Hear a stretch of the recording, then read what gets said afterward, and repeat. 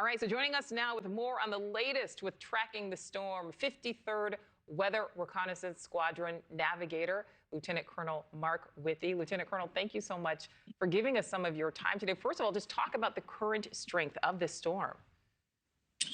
Well, Erin has encountered some adverse conditions and has diminished from its peak several days ago, but it has also at the same time gained much greater circumference. It's impacting a much broader area right now. So even though it doesn't have those extremely strong winds at the center, it has broadened, so there's a much larger area that's under watches and warnings as it comes up the eastern seaboard. All right, so as you know, we're taking a look at this video there. Talk about what it's like to be inside the storm.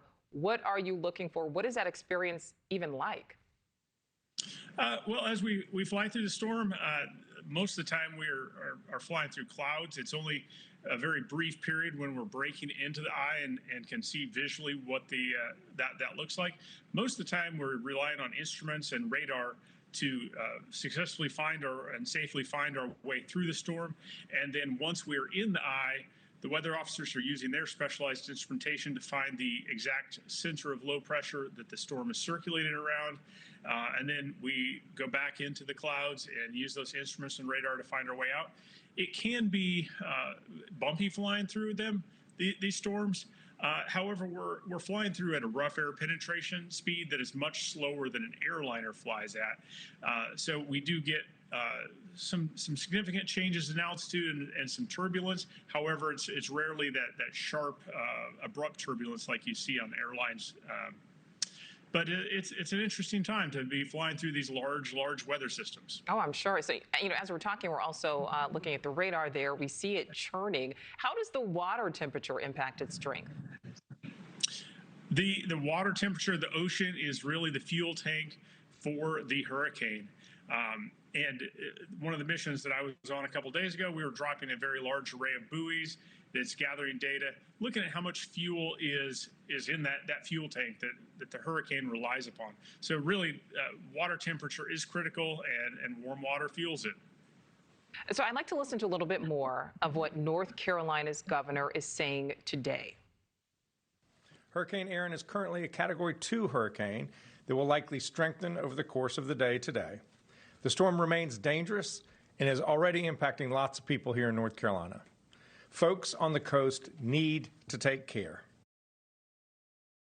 We are anticipating coastal flooding from massive waves, tropical storm force winds, and tidal and storm surge for much of the state shoreline, especially the Outer Banks from this evening through Thursday. If you are under an evacuation order, take action now before it's too late.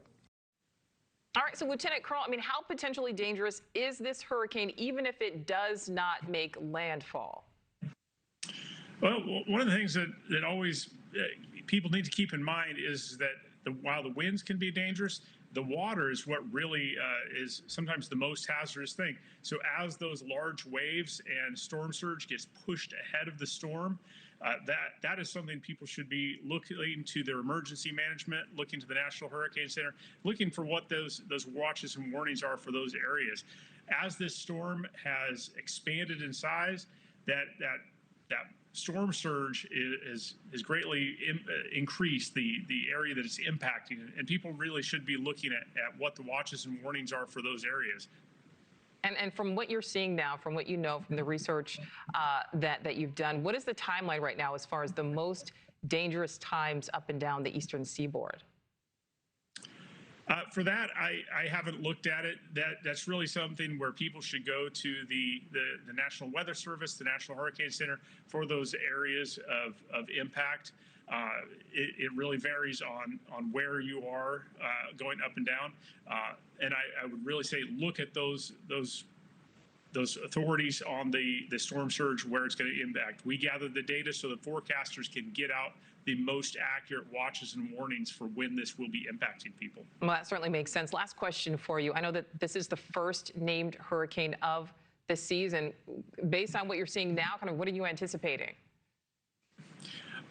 Well, every season is very different.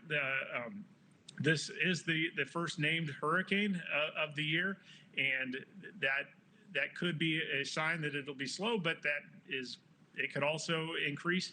We just really don't know. That we are going to continue to watch and wait for taskings from the National Hurricane Center. Thank you for watching. Subscribe below and download our NewsNation app right now on your phone, and you will get fact-based, unbiased news for all Americans.